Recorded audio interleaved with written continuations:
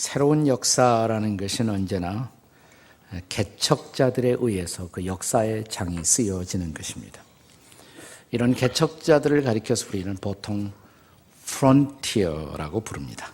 그렇다면 무엇이 어떤 사람들을 프론티어로 만드는 것일까요? 프론티어의 사전적 의미는 이미 개척된 자리나 지역에 안주하기보다도 아직도 개척되지 않은 새로운 지역이나 영역을 탐구하는 정신을 가리켜서 우리는 Frontier Spirit라고 부르는 것입니다. 본래 미 대륙 동부지방 비옥한 땅에 정착했던 사람들이 그것으로 만족하지 않고 미지의 서부를 향해서 가기 시작했을 때, 그리고 과거에 유명한 존 F 케네디 대통령이 이 지구촌에 편안히 안주하기보다도 인류의 미래를 위해서 우주 탐험을 시작했을 때 사람들은 그것을 프론티어 정신 혹은 New Frontier Spirit이라는 이런 새로운 프론티어 정신이라고 불렀던 것입니다. 더 나아가 이런 정신이 오늘날 시도되지 않은 새로운 기업을 일구는 소위 벤처 정신, 벤처 스피릿으로 발전해서 실리콘밸리 같은 것을 만들 수가 있었던 것입니다.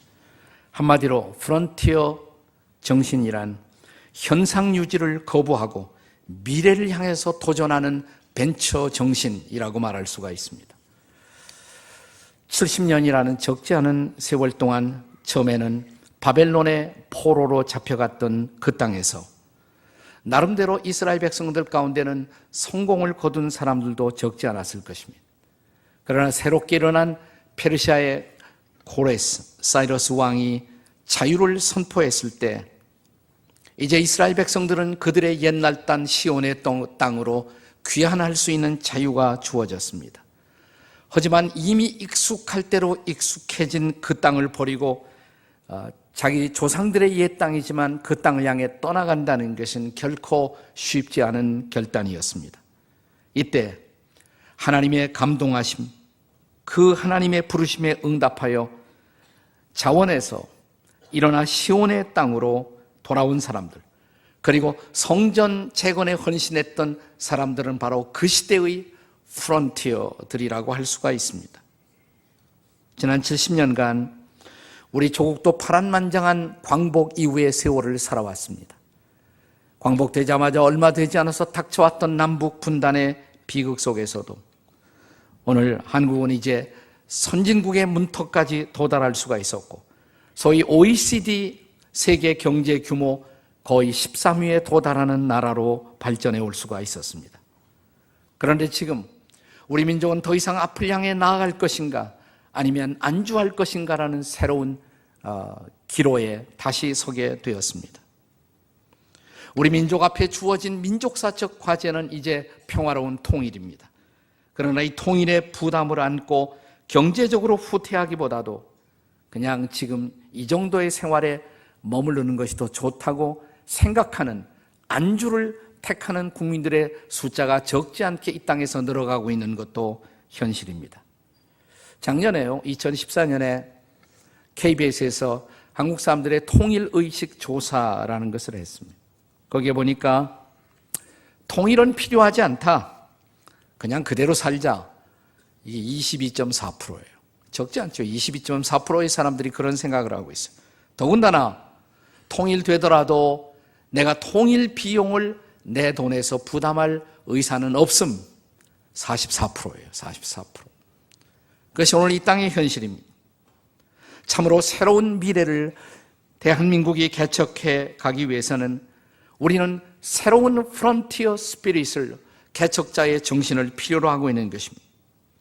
그런 의미에서 우리는 과거 바벨론을 떠나 새로운 이스라엘 건설을 위해서 온몸을 던졌던 역사의 프론티어를 주목하지 않을 수가 없습니다.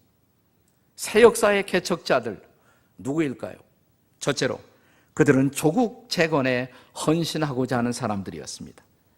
오늘 우리가 함께 읽었던 에스라 2장은 새로운 이스라엘의 건설을 위해서 바벨론에서 시온의 땅으로 돌아간 사람들이 누구인가를 밝히는 것으로 에스라 2장이 시작되고 있습니다. 2장 1절을 함께 보겠습니다. 2장 1절 다 같이 시작. 옛적에 바벨론 왕 느부갓네살에게 사로잡혀 바벨론으로 갔던 자들의 자손들 중에서 노임을 받고 예루살렘과 유다 도로 돌아와 각기 자기의 성읍으로 돌아간 자, 그리고 이어서 이제 명단이 나와요. 사실 70년의 세월을 지나는 동안에 소위 바벨론의 포로로 끌려갔던 1세대는 다 죽었습니다. 세상을 떠났어요. 고레스 왕이 이스라엘 사람들 그들의 옛날 조국으로 돌아가도 좋다, 자유를 선포했을 때는 2세대예요. 2세대. 포로로 끌려왔던 사람들의 그 다음 세대가 바로 시온 땅으로의 귀환의 주역들이 된 것입니다. 쉬운 일이 아니었을 것입니다. 그들에게 시온의 땅은 부모의 땅이긴 하지만 그들에게는 낯선 외국 같은 땅이었기 때문입니다. 하지만 부모의 조국을 자신의 조국으로 이해했던 사람들, 그리고 시온으로의 복귀가 바로 조국의 회복이라고 믿었던 사람들, 바로 그들이 조국 재건의 주역이 되었던 것입니다. 2절 이하는 바로 이런 개척자들의 명예로운 명단을 밝히는 것으로 2장이 열려가고 있습니다. 그들 중에는 알려진 지도자들도 있었습니다. 그러나 그들 중에는 무명의 백성들도 있었습니다. 그러나 성경은 그들을 무명으로 처리하지 않습니다. 최소 그 땅으로 돌아오는 용기 있는 모험에 참여했던 사람들의 명단을 밝히면서 그들이 누구의 자손들인가 거기까지는 다 밝히고 있어요. 그러니까 무명을 무명으로 처리하지 않았다는 것입니다. 제가 미국 워싱턴에서 한참 목회할 때, 우리 이경미 오늘 피아니스트도 거기서 오셨습니다만, 워싱턴에서 목회할 때 한국에서나 혹은 다른 데서 손님들이 오면 이따금씩 그분들을 모시고 제가 갔던 것이 소위 알링턴 내셔널 세미터리, 미국의 국립묘지였습니다. 거기에는 존 F 케네디, 그 동생인 로버트 케네디, 이런 유명한 사람들의 무덤이 있습니다. 거기서 가장 유명한 무덤은 케네디의 무덤이 아닙니다. 가장 유명한 무덤은 무명용사의 무덤이에요. Tomb of the Unknown Soldiers라고 불리워지는 무명용사의 무덤이었습니다. 이 무명용사의 묘는 지나간 세계 제1차 대전, 2차 대전, 코리안 월, 한국전쟁, 베트남 전쟁 등에서 전사한 그런 장병들을 기리는 곳으로서 50톤이나 되는 대리석 묘비 앞에 밤낮을 가리지 않고 거기에 해병대 병사가 위병 근무를 서고 있습니다. 여름철에는 30분마다, 겨울에는 1시간마다 보초 교대식을 합니다. 이 교대식은 엄숙하고 질서 있는 숙연함 속에 진행됩니다. 누구도 웃거나 떠들지 않습니다. 나라를 위해 생명을 바친 모든 무명의 용사들을 기억하고자 하는 그들의 애국의식이라고 할 수가 있습니다. 잘 아시겠지만 미국은 세계 여러 나라 전장에서 희생된 자국의 군인들의 유해를 송환하는 일에 엄청난 비용을 들여 정성을 다합니다. 몇십 년이 지나고 아무리 오랜 세월이 흘러도 그것만은 결코 포기하지 않습니다. 국민이 영웅이 되는 나라, 이것이 미국이 지켜온 가치 중에 하나입니다. 저는 미국이 무조건 훌륭한 나라라고 생각하진 않아요. 저는 결코 숭미주의자는 아닙니다. 미국을 숭배하는 사람은 아닙니다. 제가 굳이 말한다면 나는 용미주의자입니다. 미국을 잘 이용해서 우리나라의 국익을 취하는 것이 훨씬 현명하다, 이런 생각을 하는 사람입니다. 미국도 잘못한 것이 많아요. 인류의 역사에서 미국이 잘못한 일도 적지 않습니다. 그러나 제가 꼭 하나 미국에서 본받고 싶은 것이 있다면 이것입니다. 모든 국민이 영웅이 되는 나라, 그리고 조국을 위한 희생을 결코 잊지 않는 나라, 나는 우리나라가 그런 나라가 되기를 기도하고 있습니다. 나는 우리나라가 그런 나라가 되기를 꿈꾸고 있습니다. 성경의 이스라엘이 또 그런 나라였습니다. 에스라 2장의 지루한 리스트, 여러분 에스라 2장을 보세요. 보기만 해도 지루하지 않습니까? 지루한 리스트. 이것은 조국 재건을 위해서 헌신한 무명의 국민들을 결코 잊지 않고자 하는 그러한 마음을 드러내고 있는 것입니다. 우리 또한 조국의 재건을 위해서 헌신한 우리의 선배들을 결코 잊지 말아야 할 이유가 있습니다. 그들에게서 새로운 미래 조국의 건설에 영감과 용기를 얻을 수가 있기 때문인 것입니다. 그렇습니다. 조국의 재건에 헌신했던 그들이 바로 새로운 역사의 개척자가 된 것입니다. 나는 미래의 조국의 개척자들도 그런 사람들이 될 것이라고 믿습니다. 그런 의미에서 이 나라는 아직도 조국을 위해서 헌신할 수 있는 사람들을 기다리고 있습니다. 자, 오늘 본문이 기억하고 있는 프론티어들, 그들은 누구였습니까? 첫째로는 조국 재건에 헌신한 사람들, 두 번째는 주의 나라 회복에 헌신하고자 하는 사람들이었어. 그들은 단순히 애국자만은 아니에요. 나라가 소중하기 때문에 나라를 위해서 희생하자, 이런 사람들이었던 것도 사실이지만 그것만이 전부의 이유는 아니었다는 것입니다. 그들이 옛날 조국의 땅으로 돌아가고자 하는 더 큰 갈망은, 더 큰 동기는 다른 데 있습니다.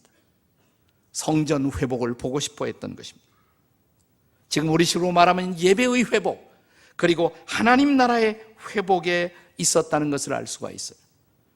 그래서 오늘 본문 2절이 기록하는 인물들을 잘 보세요. 제일 먼저 2절이 기억하는 첫 번째 인물의 이름을 스룹바벨이라고 기억합니다. 스룹바벨.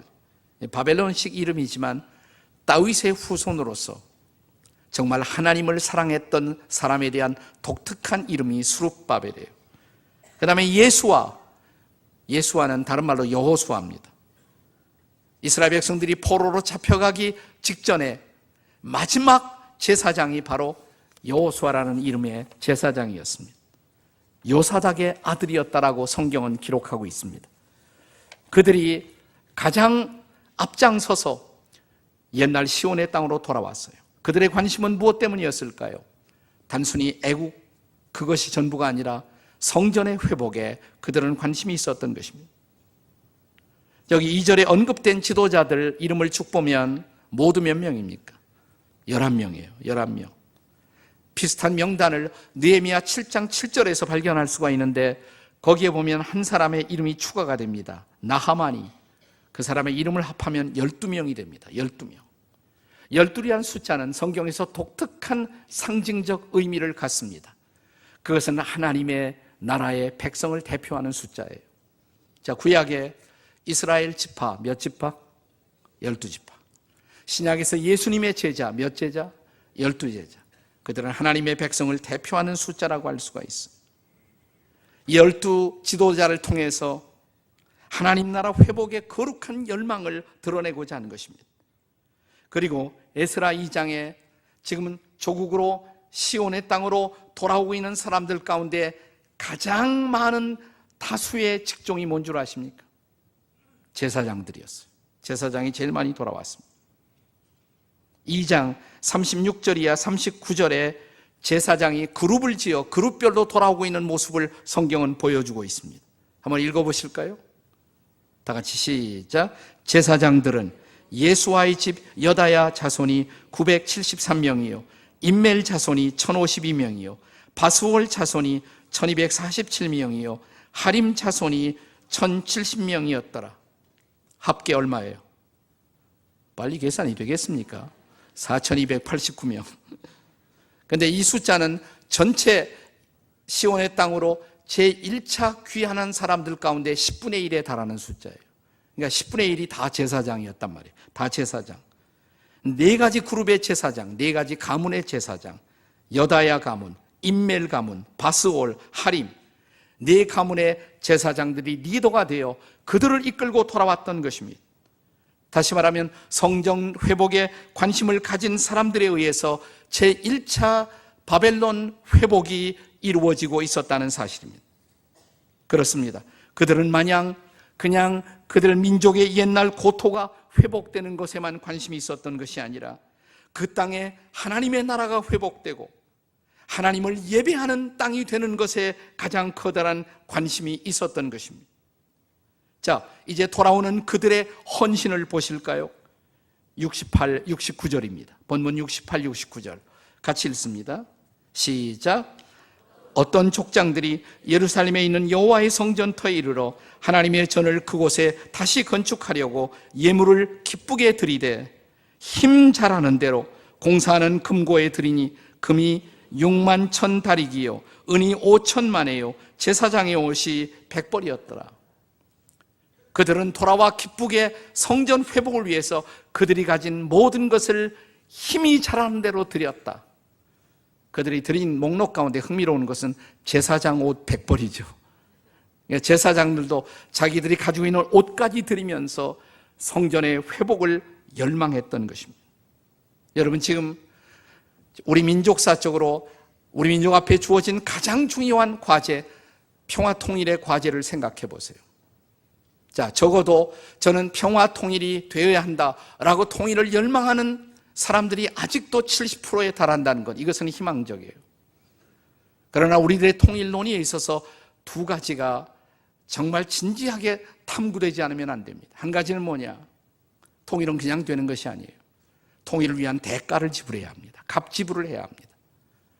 그래서 통일되는 것이 좋겠다는 70%지만 돈 내겠느냐? 그러니까 44%밖에 안 된단 말이죠.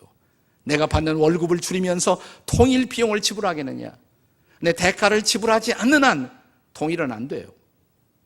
하나님이 아직도 우리에게 통일을 주시지 않은 이유가 뭘까? 통일을 위해서 우리가 기쁘게 그 대가를 지불할 각오가 되어 있을 때 저는 그때 통일이 될 거라고 생각해요. 내가 조금 덜 먹더라도, 내가 조금 당장은 손해보더라도 이것이 궁극적으로 우리 국가의 미래에 유익할 것이다 라고 자기 자신의 이익을 기쁘게 줄여 통일의 대가를 지불할 수 있는 용의가 있는 사람들이 얼마나 많을까? 이게 중요한 질문. 또 하나, 우리의 통일 논의에 있어서 반드시 고려되어야 할 것이 있다면 이것입니다. 그냥 통일되는 것이 중요한 것이 아니라 어떤 나라로 통일되기를 원하십니까? 지금의 북한 체제처럼 하나님을 마음대로 예배할 수도 없고 찬양할 수도 없고 전도할 수도 없는 그런 북한이 지배하는 그런 식의 통일을 혹시 원하는 분들 계십니까? 아니죠. 결코 아니죠. 아무도 그런 통일은 원하지 않습니다. 여기서 우리는 소위 통일 지상주의의 환상을 경계할 필요가 있어요. 무조건 통일만 되면 되는 것이 아니에요. 우리가 원하는 통일, 우리가 갈망하는 통일, 우리가 소원하는 통일, 어떤 통일이어야 합니까? 그것은 이제 북녘 땅의 동포들도 우리처럼 마음대로 하나님을 찬양할 수 있고 마음대로 하나님을 예배할 수 있고 그리고 복음의 아름다운 은혜가 출렁거리는 그 땅, 그런 평화, 여러분 그런 평화를 열망하십니까?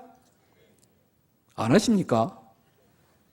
네, 우리가 원하는 통일, 진정으로 하나님의 사랑과 은혜가 넘쳐 흐르는 통일, 자유와 인권, 그리고 정의와 평화가 보장되는 그런 나라의 통일을 열망할 수 있기를 주의 이름으로 축원합니다. 그것이 우리가 열망하는 통일 국가의 비전인 것입니다. 저는 통일 한국이 꼭 기독교 국가일 필요는 없다고 생각해요. 그러나 중요한 것은 그러나 적어도 하나님을 예배할 수 있는 예배의 자유가 보장되고 전도할 수 있는 자유가 보장되는 나라, 그래서 마음껏 지금처럼 계속해서 북녘 땅의 백성들과 남녘 땅의 백성들이 함께 어우러져 하나님을 예배하는 그 어느 날, 우리가 드려온 주기도문이 실현되는 그날, 나라의 임하옵시며 진실로 주기도가 실현될 수 있는 그런 나라가 오늘 이 땅에 임할 수 있기를 주의 이름으로 축원합니다. 그렇다면 중요한 것은 누가 이 통일 한국의 프론티어가 되어야 할까요? 바로 이런 주의 나라의 회복에 관심을 가진 사람들, 하나님의 백성들이 주체가 되는 통일, 그런 통일이 이 땅에 이루어지기를 위해서 기도하는 여러분과 제가 되시기를 주의 이름으로 축원합니다. 자, 이 통일 역사의 프론티어, 그들은 누구였습니까? 첫째는 조국 재건에 관심을 가진 사람, 한 걸음 더 나가서 주의 나라 회복에 관심을 가진 사람들. 이제 세 번째가 중요합니다. 그것은 자신의 은사로 기여하고자 하는 사람들.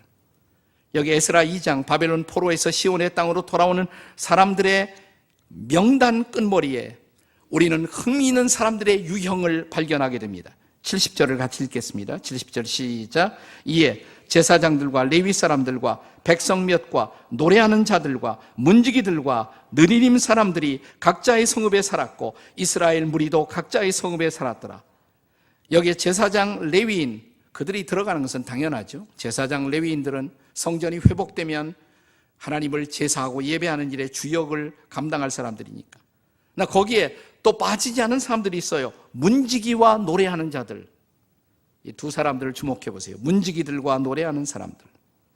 자, 성전이 회복되면 성전을 출입하는 수많은 사람들을 관리하는 문지기, 이것도 중요한 거예요. 문지기들. 그리고 찬양하는 사람들. 저는 기독교 예배, 기독교 신앙의 최대의 강점은 음악에 있다고 생각해요. 찬양에 있다고. 찬양이 사라진 예배 상상해 보세요. 찬양이 사라진. 그래서 구약 시대부터 노래하는 사람들이 매우 중요했던 것입니다. 그리고 노래하는 데는 어느 정도의 은사와 전문성이 필요하지 않습니까? 여기 노래하는 자들은 누구였을까요? 2장 41절을 보시면 함께 읽겠습니다. 2장 41절 시작. 노래하는 자들은 아삽 자손이 128명이었더라. 그러니까 128명이 돌아온 거예요. 아삽 자손. 그들은 노래하는 전통을 가진 집안 출신들이었어요. 저는 노래는 은사도 필요하다고 생각해요. 노래 잘하는 집안에서 노래하는 사람들이 나오지 않습니까? 제가 노래를 못하는 이유는 우리 집안에 그런 사람이 없어요. 이 DNA가 없단 말이죠. DNA. 이건 약간 은사가 필요한 거예요. 제가 신앙생활 초기에 겪었던 황당한 악몽 같은 사건이 있습니다. 연말에 내년도에 그 쭉 명단, 봉사자 명단을 발표하는데 제가 딱 보니까 제 이름이 성가대에 가서 들어가 있다는 사실. 너무 놀래갖고 부목사님 찾아갔어요. 저기 제 이름이 왜 여기 들어와 있느냐고. 이게 이영재는 신앙생활 할 줄도 모르나 그랬어요. 어떻게 하는 겁니까? 그러니까. 혹시 이런 말씀 들어봤니? 무슨 말씀이요? 그러니까. 순종이 제사보다 낫다. 이런 말씀 아느냐. 교회에서는 순종하라면 하는 거라고. 근데 목사님, 제가 노래를 못 하는데요. 그러니까. 아니, 이영재의 목소리가 좋잖아. 그러죠. 목소리가 좋죠. 안 좋습니까? 근데 목소리와 상관없이, 좋은 목소리와 상관없이 저는 음치입니다. 그래도 하라고 그래요. 할 수 없이 처음이자 마지막으로 제가 성가대에 한번 섰던 적이 있어요. 불행한 사실은 저를 베이스 파트에 해놓았는데 제가 선 자리가 베이스와 테너의 경계선상에 저를 세워놨다는 사실. 지금 이거 보고는 분별이 안 되니까 따라가야 하는데 양쪽에서 다 들어오는 거예요. 베이스와 테너가 함께 들어오니까 그 혼란. 나는 그날 결심했어요. 아무리 목사님의 말씀이라도 못하는 것은 못한다고 말아야겠다. 네. 근데 제가 도망가기 위해서가 아니라, 빼기 위해서가 아니라 내가 잘할 수 있는 것으로 봉사하기 위해서. 그래서 제가 그날 생각했어요. 그러면 내가 잘할 수 있는 일이 뭘까? 생각해 보니까 교사하는 게 좋을 것 같아요.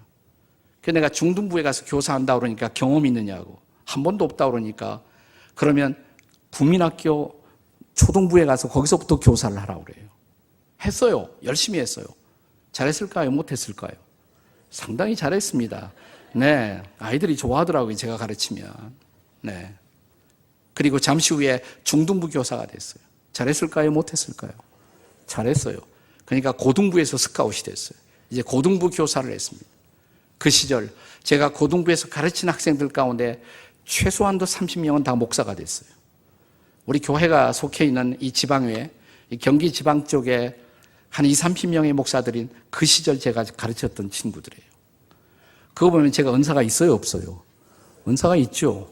이 학생들이 너무 좋아하고 따르는 거예요. 네. 저를 따라왔던 이 학생들 가운데는 제 아내도 거기에 있었습니다. 네. 그때 이런 생각을 했어요. 내가 이 말씀을 평생 가르쳐도 괜찮을 것 같다. 말씀만 가르치면 신바람이 나는 거예요. 너무너무 좋은 거예요. 성경 공부하기 위해서 밤을 새워도 마음속에 꺼지지 않는 감동이 있어요. 네. 하나님이 나를 부르시는 걸까? 신학교 갈까요? 근데 빙그레 미소 짓는 예수님의 얼굴이 생각나요. 내가 신학교 가야 하는구나. 제가 신학교 가기로 결심했던 그날 이런 기도를 드렸습니다. 하나님, 저는 이 말씀이 너무 좋아서 말씀을 가르치고 증거하고 살고 싶은데 평생 이 말씀을 가르치게 도와주세요. 할 수 있다면 하나님, 제가 창세기부터 계시록까지 다 설교하고 주님 앞에 서게 해주세요.